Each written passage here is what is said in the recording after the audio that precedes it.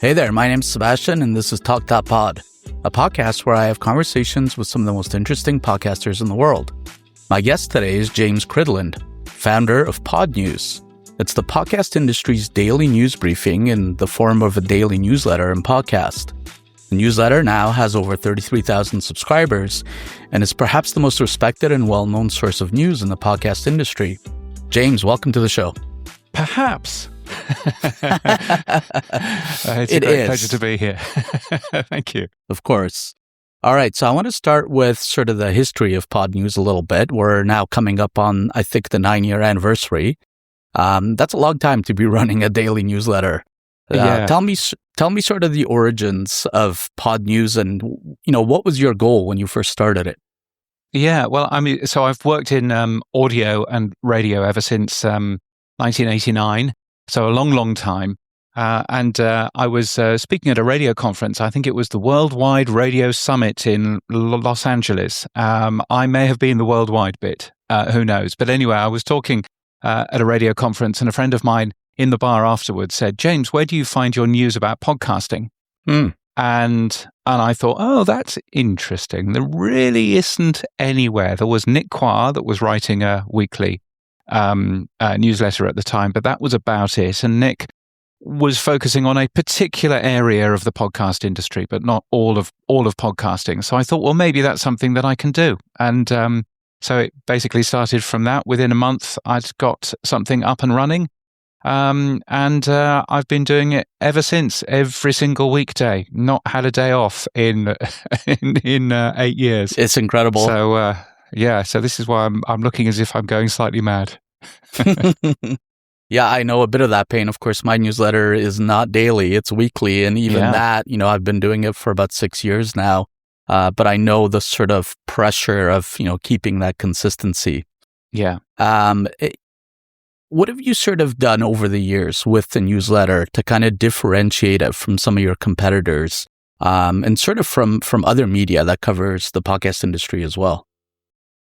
Yeah, I think there's quite a lot of sort of things that I have done. I think, firstly, the reason why the newsletter looks the way it does and comes out at the time when it does is purely in terms of workflow. So I built the entire thing so that I could theoretically do it in an hour and a half after I'd done a day job. That was my goal.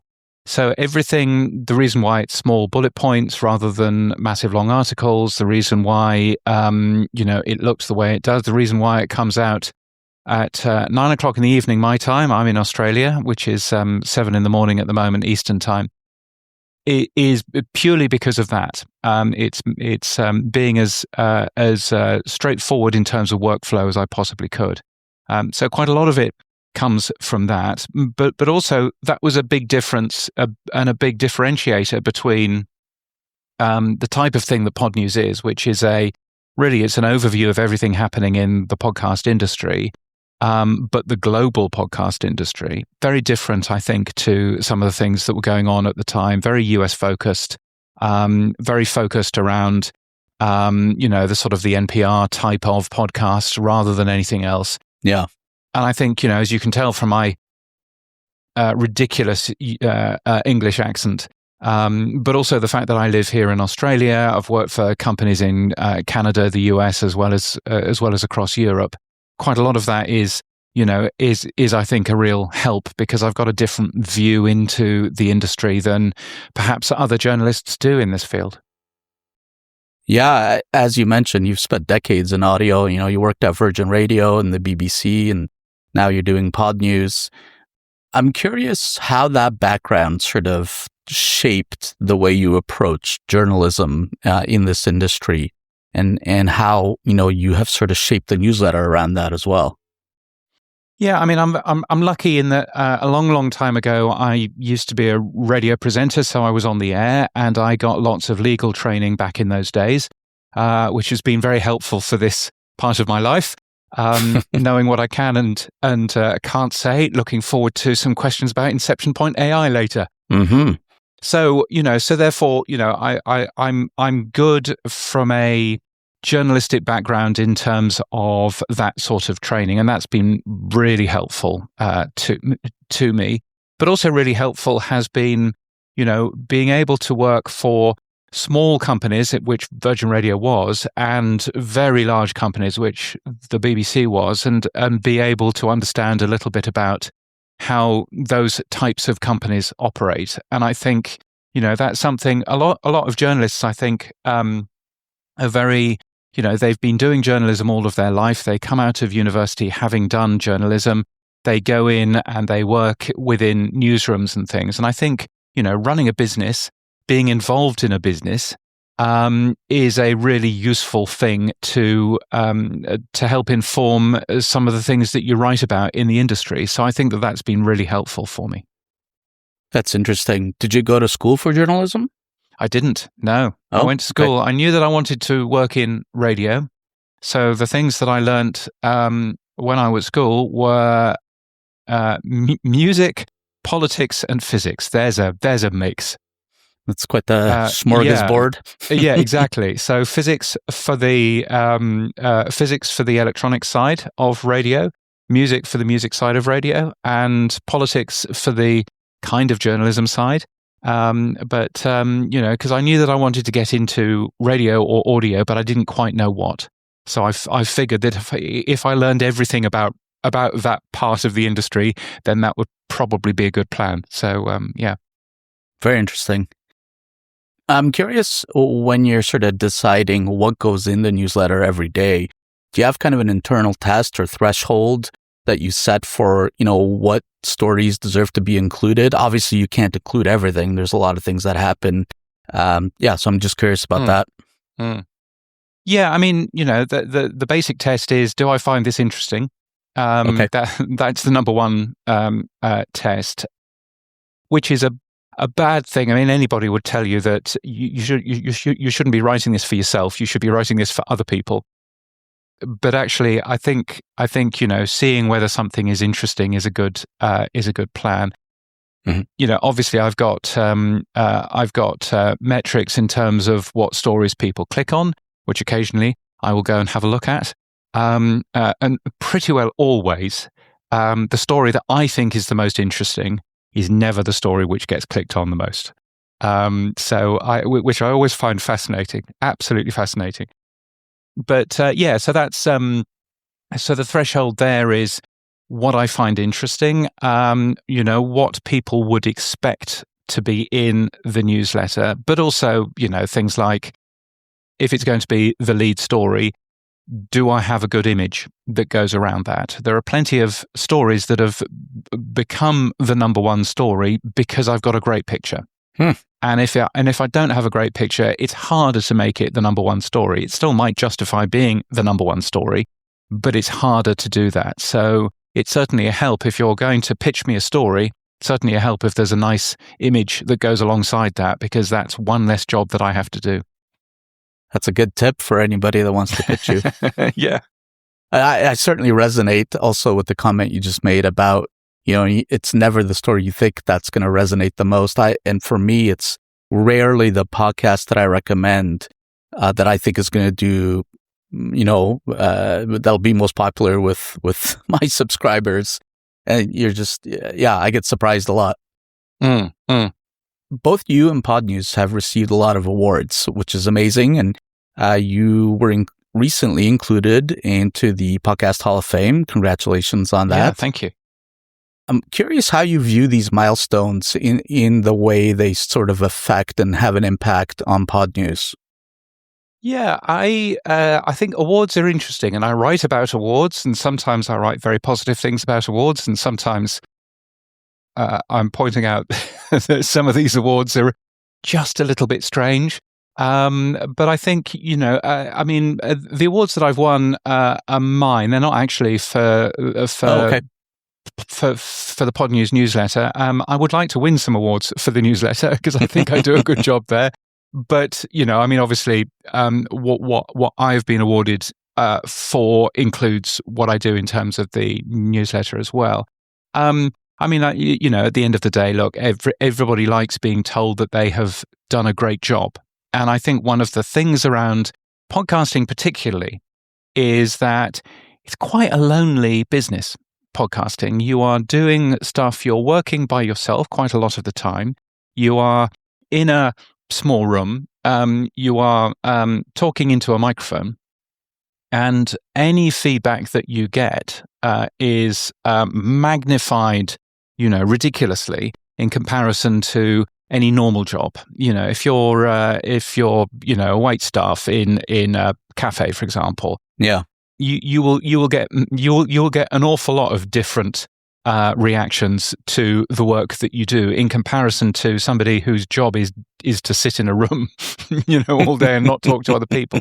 So I think that's a particular thing for podcasting, and why things like comments on podcasts, ratings and reviews, all of that kind of stuff. You hear a lot of people asking for those because, frankly, it's the only feedback that we get. Mm-hmm. And so it's quite useful to have that feedback, I think.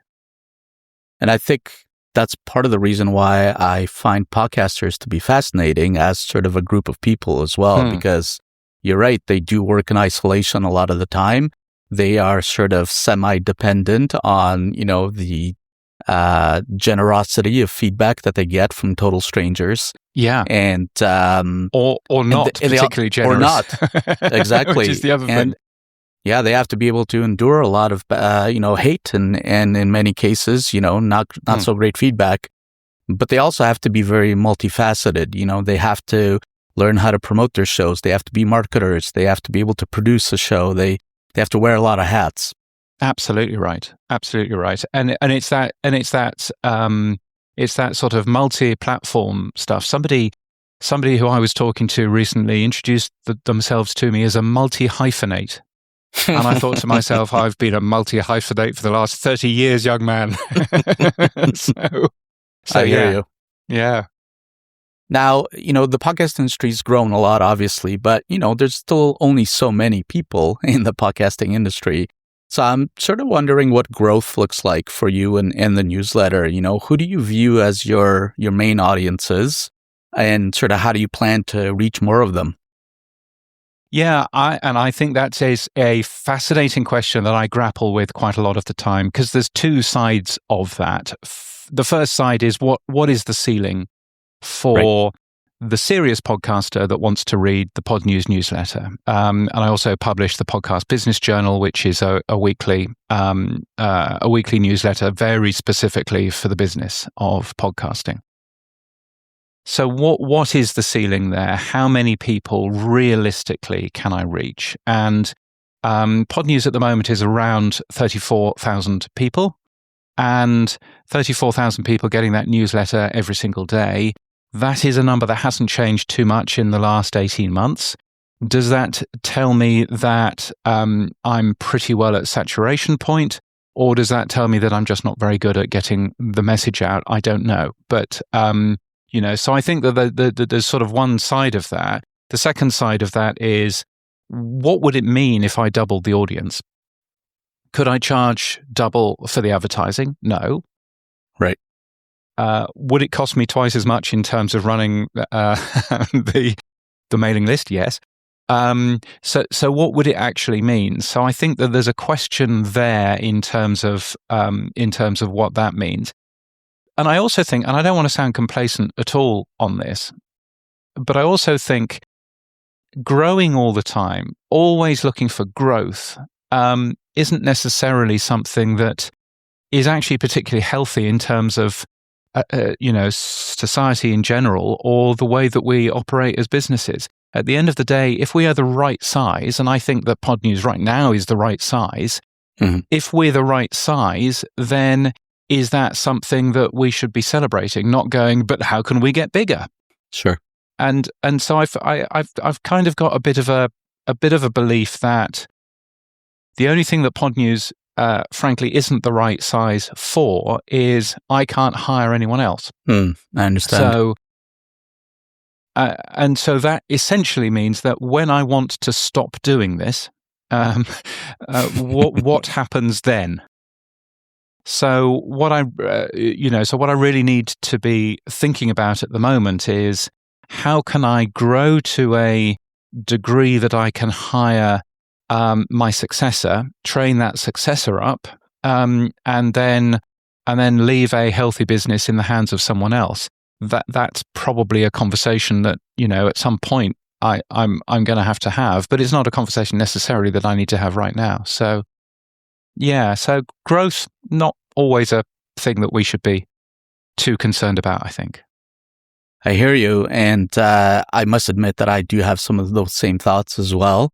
There's no question, grappling with the idea of, well, what do I need to do to grow it? Am I comfortable with where it's at?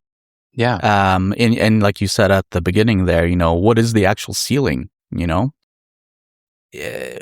thing that I've noticed, I've been a subscriber to your newsletter for a long time. And obviously you've been able to get, a fairly wide base of sponsors for your newsletter, which is amazing. Large companies, mid-sized companies, smaller companies, you report on a lot of these companies as well. Curious how you think about that tension, right? Between, in part, being financially supported by some of these companies, by way of sponsorship, and reporting on them, ethically as a journalist. I'm just fascinated by that tension. It's a incredible tightrope. Yes, I think about this a lot, actually. So I think a few things. So firstly, the way that Podnews works is that we've essentially got three separate things that we earn money from. We've got the display advertising, the title sponsor, for example, that sort of thing. We've got supporters who appear at the bottom of the newsletter, who are both personal and from companies, who pay an amount per month, really to support us. They don't get anything special from us. They are there because they are essentially bankrolling the entire operation. And then there's some classified advertising in there as well, which is automated advertising that anybody can just jump in with a credit card and away you go. Yeah. And I deliberately looked at, okay, how can I widen the amount of revenue that we get from the industry as much as possible so that I'm not reliant on one or two big companies? Because then it gets really hard. If you're going to write something mean about a company, it then gets really hard to do that in an ethical way. And so I've been very lucky to be able to have a business there which has very diversified revenue in terms of lots of different companies. And I have a head of sales who speaks to advertisers. I don't speak to advertisers. That's not me. So I'll obviously help them with things. But in terms of convincing them that the advertising is a good thing, then that's not what I do. And indeed, quite often I will be pushing back against some things that advertisers want to end up doing. So that's kind of, one thing. I have had people who have stopped supporting me as a direct result of me reporting on their companies. Wow. I should point out it makes for a good story if you do that. So just bear that in mind. But I've also had people, I won't mention who the company is because they've changed and they're good now. But I was writing something about a particular company and doing it on a fairly regular basis. And they came up to me at an event and they said, James, how can we stop you from writing this stuff about this thing that we are doing? Right. And I said, just stop doing it. Just stop doing it because it's not good for the industry. It's not good for the industry. It's not a good thing. That's the right answer. And they went, okay, is there anything else that we can do? And I said, no, just stop doing it. And they went, hold on a minute. They turned around. They went to speak to my head of sales. Wow. 10 minutes later, they came back to me and they said, we're now sponsoring the such and such section. And we hope that will help you in your editorial choices. Incredible. And then turned around and walked away. So the very next day, I wrote another piece that was very, very, very aggressive against this company, directly on top of their advertising sponsorship. directly on top of it. And I got a lot of people who realized what I was doing and said, good on you. So companies have tried to use that as a way of getting positive comment as well. And I tend to rail against that because I'm lucky enough that actually I don't care. Yeah. At the end of the day, if you go away, because I've shown that you're doing something bad. If you're doing something bad, that's something that I kind of have to cover. So so that's an incredible story. James, you're my new hero, man. Yeah, well, yeah, I don't know. But I can only do that because I have so many people who are corporate supporters, who are personal supporters. I've got over 100 personal supporters. Wow.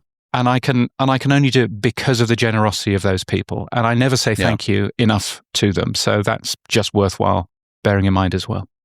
For sure. I want to switch gears a little bit and just talk about kind of the current state of the podcasting industry, if you don't mind. Yeah. YouTube, obviously a big topic nowadays. Yes. From what I understand, they're sort of the number one weekly podcast platform, at least in the US now, ahead of Spotify and Apple. And I came across a quote of yours from 2024, I think it was. Oh dear, here we go. Where you said that if YouTube becomes dominant, most people in the podcasting will be out of a job. Given YouTube's growth and where we are now in 2026, do you think that prediction is coming true? Thankfully, I don't think that YouTube is as dominant as some of the stories are. Okay. For a start.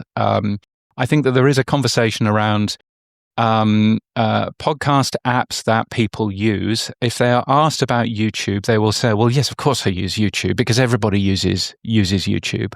Mm-hmm. And while Edison Research's Infinite Dial proves me wrong on this, my suggestion is that yes, number one, in terms of people using it, YouTube is definitely there. Number one, in terms of actual consumption of podcasts, I'm still not sure that YouTube is number one. So where does your skepticism come from about that?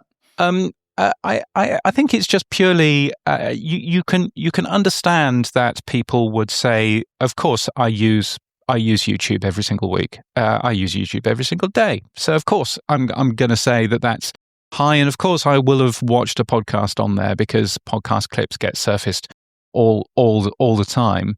But when I'm listening to podcasts, then I personally use Apple Podcasts. But that's the app that I use, and I think they are different. And I think if you ask the question, what podcast app do you use, and you give them tick boxes that includes YouTube, you will get different answers to where do you consume the majority of your podcasts.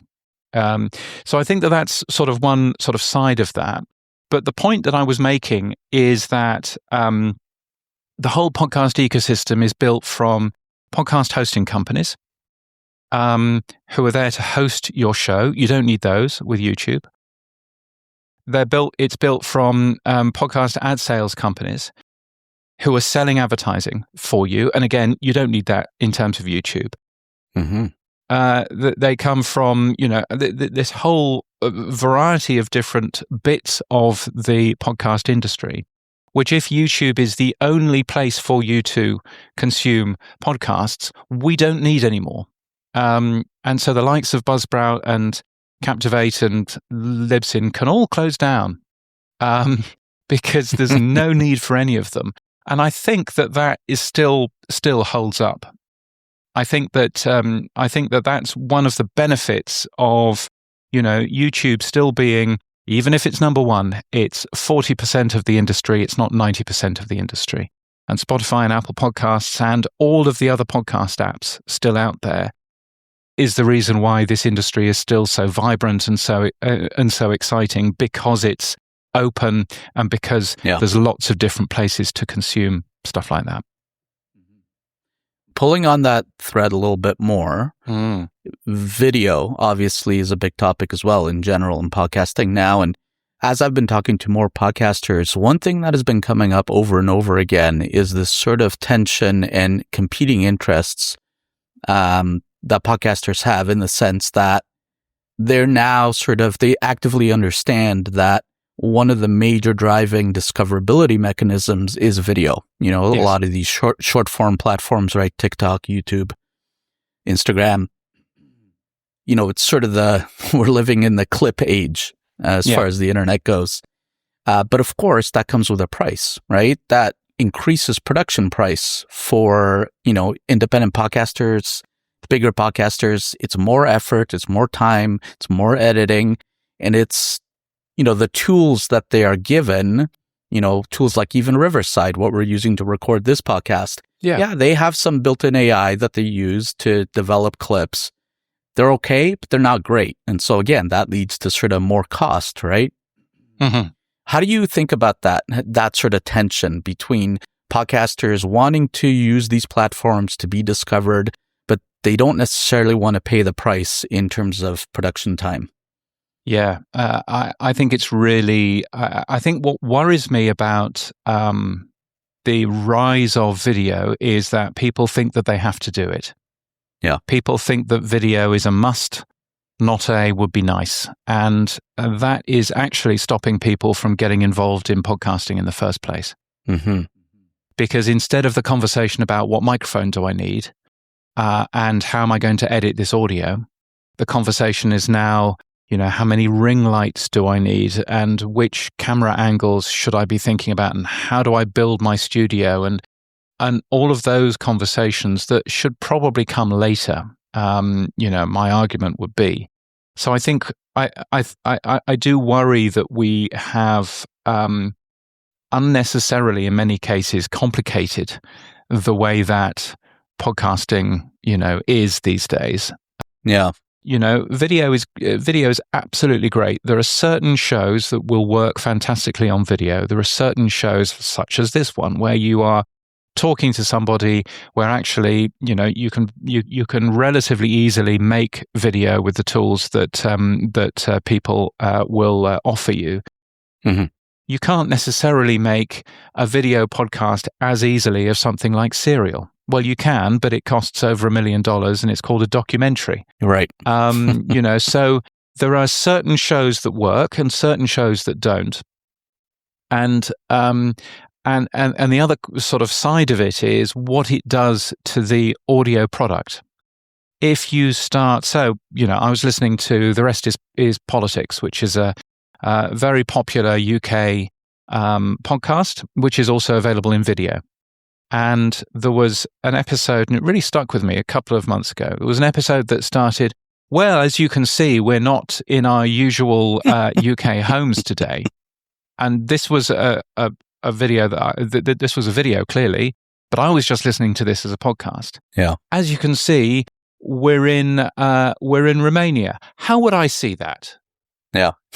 How you know, coming from a radio background, the way that with respect to the good folk at Goalhanger who are significantly more successful than I am, I would have started that by saying, well, as you can see, we're in a beautiful, ornate room at the moment. It's mostly marble. It's there's a grand piano in the background. Rory, this isn't your usual study, is it? Just something just to explain what the viewers could hear. And it worries me that we are going to a point where audio is second best. And that's something that I really don't believe in. Audio is different. Audio is a different consumption medium. Audio is something for your ears when your eyes are busy. That's right. And I don't think that we should be treating audio as a second best medium. So that's the thing that I get a little bit upset about, you know, Fair to enough. be honest. Yeah. Mm-hmm. Okay, let's talk about AI a little bit. We briefly sort of mentioned that at the top. Inception Point AI. You know, they're still producing, I think, like 3,000 AI generated podcast episodes per week. And obviously their costs are quite low and they're able to profit because of, you know, programmatic advertising. I've seen the CEO of that company call critics sort of lazy Luddites. Yeah. I'm wondering how you feel about that. And also, what do you think is the obligation of some of these major platforms like Apple and Spotify to disclose or remove these AI-generated podcasts? So I would rather put this to the publishers and the podcast hosts that enable them. I don't think it's Spotify and Apple's role to police this space. Okay. I do think it's the publisher's role to produce ethical content, and the podcast hosting companies that are enabling them, I think that they have a big part to play. There should be a very clear signpost that something is AI generated, wholly AI generated. But I think it's a publishers and a podcast hosts issue more than necessarily what Spotify and Apple should be doing. But, Inception Point AI isn't just releasing lots of episodes. Mm-hmm. They're releasing lots of new shows. Yesterday, they released 261 new shows. That is insane. 261, it is, every single day, including weekends. 261 new shows that get in the way of audiences finding podcasts from humans. Yeah. And some of those 261 shows are advice on things like gambling addiction or abusive relationships, produced by an AI voice that calls itself a doctor, and some of which hasn't even been heard by a human, let alone checked before it was published. And the fact that it's entirely generated by AI isn't clear, deliberately not clear in my opinion, until you begin listening to it. And by then, they're quid in because they've got their money from their download. Yeah. The CEO, I think, is very good at the sharp responses that get her press. Mm-hmm. I think she said the other day that people who call it AI slop are still making 6-7 jokes. Very cute, very nice, and it's a good response. But I don't think that she's as good as at behaving ethically, I would argue. And what I find really depressing is that her previous job was at Spotify, which was an incredibly powerful, creative podcast creator. And now, in my opinion, all she's doing is filling podcast directories with cheap shit that debases everything that the industry stands for. And I think that companies like that, and frankly, like iHeart Spreaker, who are enabling this behavior, selling the ads on those shows, I think that they do need to be called out because I don't think it's good for any of us. How could it be? It doesn't make any sense. Yeah. You're right. It's a tidal wave of crap that, you're right. People want to hear human voices. People develop these parasocial relationships where they grow to trust their podcasters that they're listening to all the time. And now you have an insertion of wholly synthetic content. Like you said, it's not being checked. It's not being verified. Yeah, I have a hard time understanding that business model. Yeah, I was listening to one of the shows. I totally understand the business model, by the way. But I was listening to one of the shows that they had put out, and it was a biography of a author in Portuguese, and they had put this out. The audio, by the way, didn't say that it was produced by AI at all, but you could very easily tell, even if you don't speak Portuguese. But in the middle of this show that Inception Point had released and placed on Apple and on Spotify and on other platforms, in the middle of this show, all of a sudden, the AI voice stopped talking in Portuguese and started talking in English and said, "I'm a bit confused about the prompt that you have given me. Do you mean this author or do you mean this author? Right. I will assume that you mean this author and continue." And that was in the middle of a show that had gone out. Another one of my favorites was a show that they produced, which was the history of Sydney. And I'm in Australia, and so the history of Sydney, okay. And they started talking about the first fleet when people were going out there, who of course weren't the first to visit Sydney at all. And they were talking about, Captain Cook and all of those sorts of things. And then they started talking about her jeans ad and why her jeans ad was really not a particularly good and well thought out PR thing. And I was thinking, sorry, I'm listening to the history of Sydney. Oh, the history of Sydney Sweeney. Oh, that's what's happened. and you just think, really? But unfortunately, I think it just debases what we do as podcasters. And I just find it wholly depressing that we are allowing the industry to be full of this sort of stuff, because it's just not great for anyone. Yeah, it reminds me a lot. I have a background in marketing, been working in marketing for a long time. But it reminds me of sort of what happened when a lot of these AI tools first became available, especially in the SEO world, where marketers basically saw it as license to mass produce content, written content. And it's only gotten worse. I saw a statistic not too long ago that said that now the majority of content that is released every day is written by AI.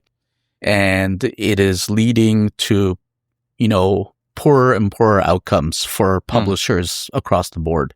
So, they've in some ways done it to themselves. And I think, it's very analogous to what you describe in the podcasting world as well right now. Yeah. I mean, I do think that AI has a part to play in podcasting. And I think that AI can absolutely help you with things like, show me three clips from this show that might be good to promote me, or produce a transcript, for example, or produce show notes that explain what we talked about. I think that absolutely AI has a part to play in that. The Luddites weren't against technology. The Luddites were concerned that the use of technology would make the product worse, and that would put people out of business. You can argue that the Luddites actually had a point, and that's a point that we should probably be a little bit prouder of, I think. I agree. I'm curious how you feel about podcast discoverability, because when I started my newsletter, I guess a little over 6 years ago now, I had a strong feeling that there was kind of a gap in the market. I felt like the platforms were doing kind of a very poor job of surfacing podcasts that kind of went beyond, the top charts, the top 200 podcasts in any given category. And I think I was right. That gap definitely existed. Now, I do think they've gotten a little bit better at that, but I'm curious how you feel about that, now. I think that podcast discoverability is fascinating, and the sort of thing that you do is super useful in helping people find new shows to go and have a listen to. Apple has a very large editorial team across the world. I think they do a really good job of highlighting new shows that people should go and have a listen to as well. I think that they've done a very good job there in terms of that. I don't think that there are enough podcast platforms that are doing something similar.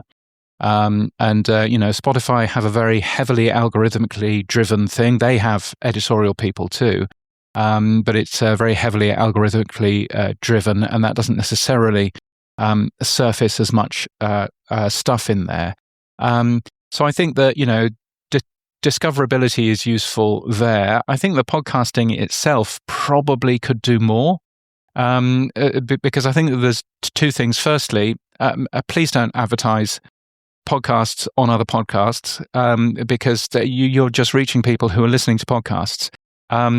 Advertise, in the real world. I have a section which I do every so often, which is called "Podcasting in the Real World." I know it well. And it's photographs of advertising that you might see for a podcast in a bar or something like that. That to me is much more useful and much more interesting, particularly if you're doing a podcast about, I don't know, coffee culture, and you're going to then market it in coffee places. It's a no-brainer, isn't it? So I think that we could probably be doing that. The thing that does, if you use Pocket Casts, for example, what Pocket Casts has in there is it has a feature in there which is, I think it's called something like "You Might Like." Mm-hmm. And when you click on it, sometimes you can see recommendations from the person who has produced that podcast. It's a feature called Podroll, which a few other podcast apps also support. And places like Buzzsprout, also support too. And so that's a way for you as a podcaster to recommend other shows that you think your audience will like. which beats anything that an algorithm can do. And I think that that sort of data is really useful in in helping surface other shows when you've got humans recommending other shows. So I would hope that we see a bit more of that, and that open standard being used by more apps. I mean, Pocket Cast is a great app and a very successful app, but to continue seeing that used by other people would be really helpful, I think. Mm-hmm. Now, this podcast, obviously, it's very small still. I'm still just getting going, but my audience is obviously other podcasters as well. And one of the things I always ask them, but I'll ask you as well, is, if you had to launch a brand new show now, you've seen many, many podcasts during your career, but had no pre-existing audience to leverage, what would your strategy look like for getting the word out? I mean, I think my strategy, and I don't make podcasts for a living. I mean, I do make podcasts, but I don't make them for a living. I think my strategy would be to be where your audience is, and to, so if you are writing a podcast about underwater knitting, then go to the subreddit for underwater knitting. You know that there will be one. Go there and not spam your podcast, because nobody wants that, but go there and be a good member of the community and be helpful. Firstly, you will get lots of ideas for shows to do about underwater knitting, but secondly, you will start to be recognized as the person that does that podcast about underwater knitting. Yeah. So that to me is the thing, and I think again that we that we get overexcited about total download numbers and stuff like that. At the end of the day, to me, it's all about self-sustaining creativity. Can you do something which is, which gives you creative joy when you're making something, and that pays its way? And paying its way might be covering the car payment, or it might be being able to take your wife out for a nice meal every month. Or it might be more than that. But self-sustaining creativity, to me, is the goal for quite a lot of podcasters. And I think what we've done is we've probably looked at Joe Rogan earning $200 million from his podcast and gone, I want to earn $200 million. Well, actually, for the majority of people out there, I just want to earn, the $200 that I'm paying on the car every month, or the $400, or whatever it might be. And that's a great start. No doubt. So, So I think, certainly, think of it that way. The Podnews Weekly Review, for example, which is a show that I do every week. It's 1.5 hours long. If you want to hear more of this accent, that show, it's not got a massive audience, but the audience that it's got is very tightly targeted in terms of people who are involved in podcasting. And that is why we have had people coming to us and saying, we want to sponsor that particular show. Because of the tight target, not because of the large number of people who are downloading that particular show. So again, I think it's not necessarily a case of making everything as big and massive as you possibly can. I think it's really super serving your audience, and good things will happen from that. Yeah, find your audience, find out where they hang out, and be there. Yeah, exactly. Okay, so I want to switch gears again and just get some of your ideas about how you feel podcasting and podcast influenced, our modern discourse. Going back to the election, Trump appeared on, 14 major podcasts during the 2024 campaign. He went on Rogan, Logan Paul, Theo Von, Lex Friedman. That alone, 70 million YouTube views, I think, as far as the reach goes. Yeah. And of course, Kamala Harris turned down Rogan, I think it was 2 weeks before the election. Do you think, in part, podcasters made Trump president again, or is that narrative kind of overblown? I've never heard of this Trump person who you keep on talking about. It's not made it down here in the news. You're lucky. You're lucky that you've never heard of this person. Look, I think there's plenty of reasons why politics around the world is doing what it's doing. A lot of it, I think, is connected to rising inequality and bad education, to be frank. I don't think that podcasts have had as much of an influence as we would probably like them to have. Of course, there will be bits of the podcast industry that are very keen in saying, look, podcasting can really influence people, and so therefore you should be advertising your brand. And I totally understand why they would be saying that. But I'm pretty sure that if you were a Trump supporter or a Harris supporter or a Ron Paul supporter, then you will still be supporting that person irrespective of what somebody said on a podcast. That's interesting. Yeah, I mean, I get your point. I wonder, though, how we can square that with the fact, and I don't know what it's like in Australia. I'm in Canada, but I do get to see, obviously, I keep my eye on the U.S. rankings, what shows are in the top 10, 20, and there's a very consistent right-wing presence in the top ranks for many, many different categories, but, overall as well.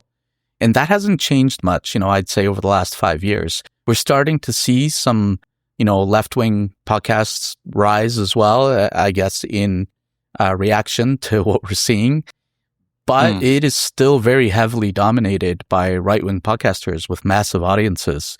Yeah. And I think you're right there, but I would point to radio. Radio has never had successful left-wing. The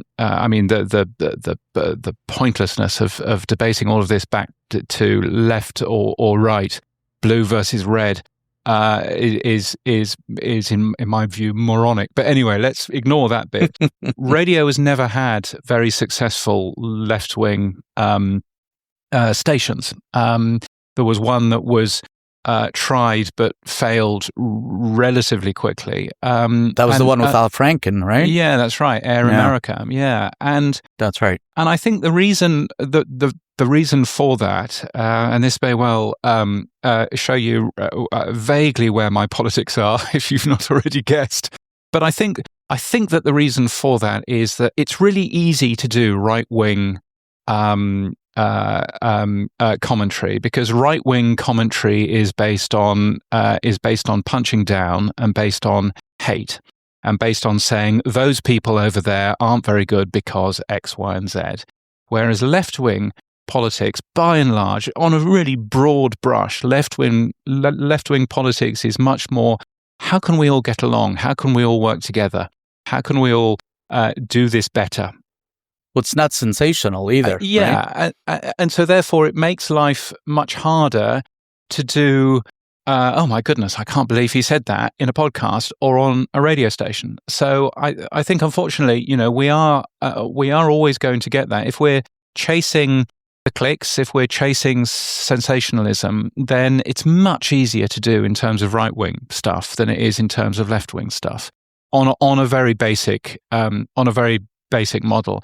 Now, I think that there's a lot to be said for taking politics away from just right versus left. And it's been the interesting thing, here in Australia, where firstly, we have to vote by law. Mm-hmm. If we don't vote, then we get fined.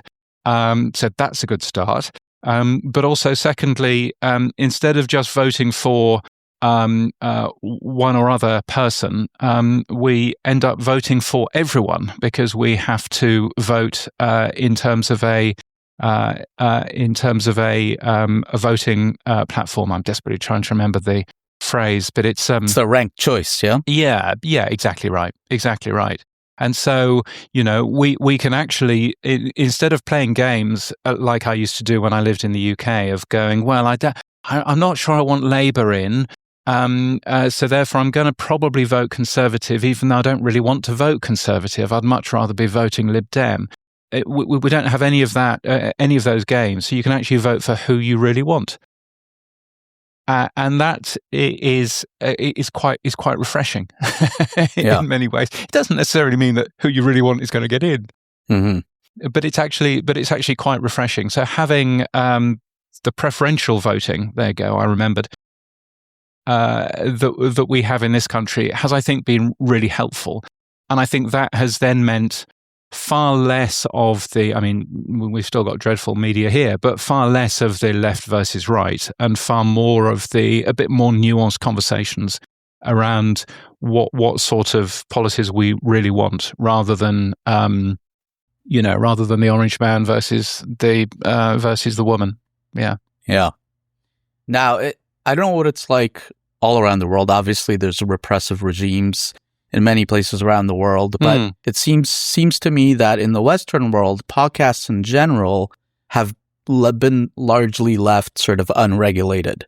And you can see that as a good thing or a bad thing. But do you think more regulation is coming to podcasts? Is it only a matter of time, especially in a place like the US?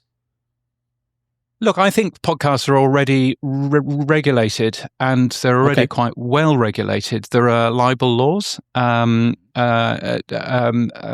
what you can and can't say about people. There are advertising laws, what you can and can't say about products. There's all kinds of other rules and regulations that we have to follow, and copyright and everything else. So I think from that point of view, we've already got a lot of these regulations, and I think that is all stuff that we don't necessarily need to change. I think there's a difference in terms of freedom of speech, and I know that the US particularly has a what I've dimly realized in my life is a different definition of freedom than the definition that Europeans have. Mm-hmm. So freedom in America is very much around the freedom to do what I like, freedom of nobody else to stop me from doing what I want to do. And freedom in Europe, for very good historical reasons, is freedom from other people that might do me harm. Mm-hmm. And those are two very different definitions of the word freedom. And it's only recently that I've realized what is going on. So freedom of speech looks very different if you view it through those different lenses, I think. Yeah. So I'm absolutely up for the European version of freedom of speech. Absolutely. The American freedom of speech is a little bit harder for me as a European. But I think certainly in terms of regulation, in terms of what we can and can't say, I think we're in a pretty good space already, to be honest, in terms of the regulation that we already have.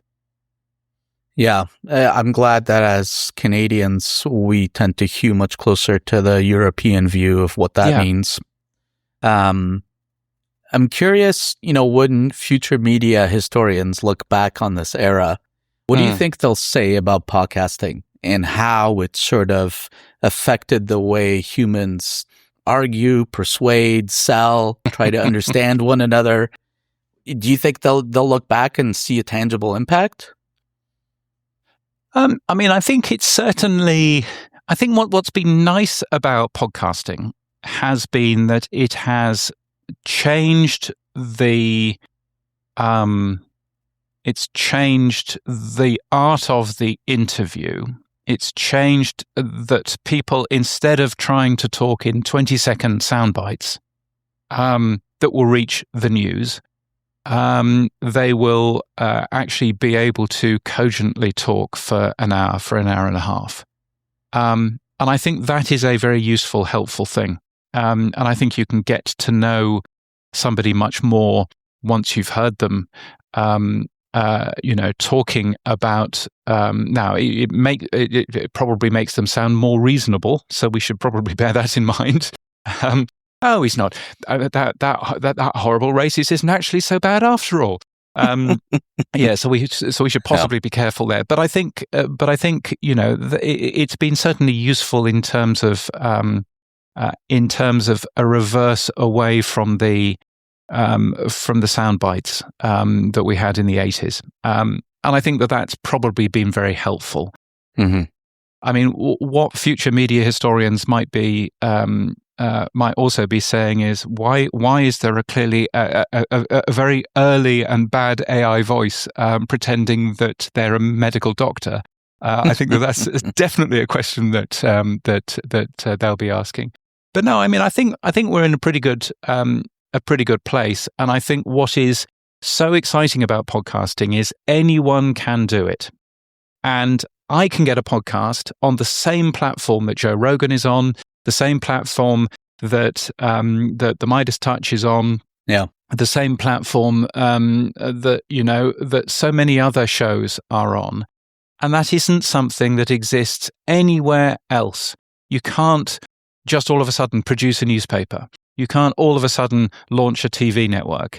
You can't even get onto the TV in most cases because it's very hard. With podcasting, anyone can do it. Yeah. And I think that's the exciting thing about where we are going. So the democratization of the media, for podcasting particularly, is a really exciting thing. And I hope that we continue to see more of that as we continue going. Yeah, I couldn't agree more. Okay, James, final 2 questions. First, what are 3 podcasts you'd recommend? I would recommend, firstly, it's an old one. It's a true crime podcast called Death in Ice Valley. I would recommend it because, firstly, it's a co-production of 2 different broadcasters, which I always think is interesting, the BBC and Norway's NRK. It's got some really clever production techniques in it. So it's very clearly a very beautifully produced true crime show. But what it's also built in is it's built in feedback from the audience. So every single week you hear the audience's emails saying, "Oh, have you considered that this might have been the reason why the suitcase was put where the suitcase was put," or whatever it might be. And so they made this show in a very interesting, clever way. And the other reason why I would recommend it is it's just so beautifully made, but they understand the benefit of pauses. They understand the benefit of time for you to think as you're listening to something. So Death in Ice Valley, definitely number 1. The Bugle, number 2, which is these aren't in any particular order. The Bugle, my second choice, would be it's a satirical podcast with comedians looking at the week's news. And I find that really interesting because of the business model, because of the consistency. It's been going for more than 10 years, I believe, more than 15 years maybe. And it's really interesting to have a look at. And the third podcast I would recommend, I only wrote 2 down. But I think probably I would look at This Week in Tech, for example, which is a really interesting example of a video podcast which has been going for 20 years, or nearly 20 years. It's the first podcast I ever listened to. Yeah. I mean, the first podcast I ever listened to was one that kind of was a competitor. It was a podcast from CNET called Buzz Out Loud, which used to come out pretty well every week, and was a really great listen. I used to really enjoy it. But yeah, so certainly having a look at this Week in Tech and the way that they make that show work in terms of audio, but also work well in terms of a video show as well. I think that we can all learn an awful lot from that. And where can people find you online? They can find me online. The Podnews newsletter, obviously, is podnews.net. You can go there. You can sign up for free. That would be lovely. They can learn more about me on my own website, which is james.crid.land, which I should just check actually works. James.crid.land. If it doesn't work, it will.